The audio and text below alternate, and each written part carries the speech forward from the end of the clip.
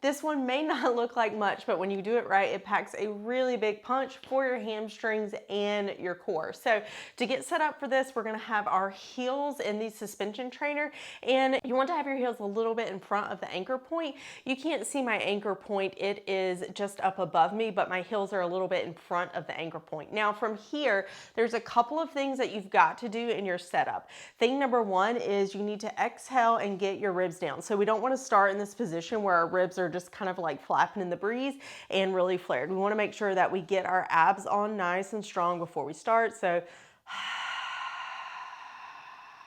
gonna get those ribs to come down, deep core to come up. Now from here, the second thing that we need to do before we start to do anything else is you need to posteriorly tilt your pelvis. That means you're just gonna gently roll your hip bones up towards your ribs. You're not gonna lose any of that nice engagement that you just got with your ribs down and your deep core up. Now you're in a stacked position. You should feel very, very engaged and connected with your deep core, your ribs, and really kind of feel your ability to roll that pelvis up towards your rib cage. And you're gonna feel when you do that automatically like, oh wow, like my deep core is really coming on. That feels really good.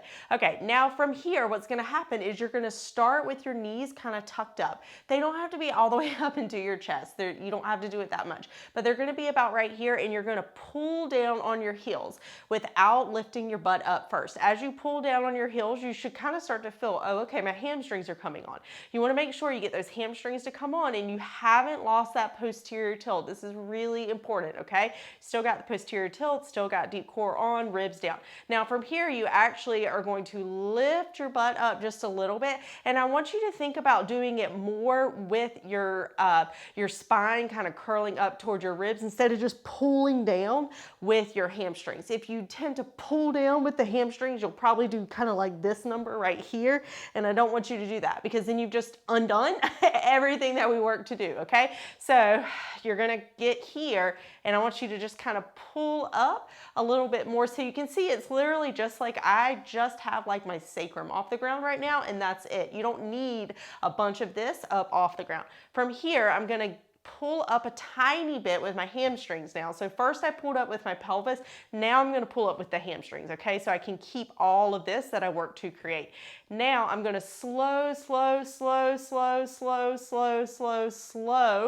let my legs go to almost straight. I don't want you to straighten them all the way out. I want you to leave about a 10 to 15 degree bend in your knee. And now from here, what I want you to do is don't lose your posterior tilt and let just that low part of your back come to the ground.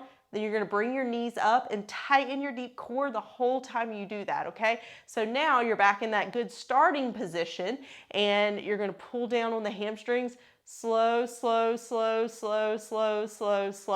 You should be feeling this all along your hamstrings as you go out, okay? I don't want you feeling it only behind your knee. I want you feeling it from here to here, all along there. And you should really feel your deep core working as well as you're straightening the legs to prevent it from kind of pushing out like this, okay? So we don't need to crunch down here. We don't need to push out here.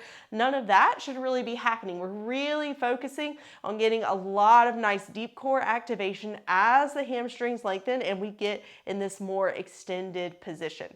And come down again. So remember, when you come down, I don't want your tailbone to touch down first. So here my knees are locked out, tailbone touching down. I don't want to do that, okay? Slight bend, posterior tilt. I'm gonna make sure just kind of the very bottom of that low back touches down. I'm gonna exhale, bring the knees in while the deep core stays engaged.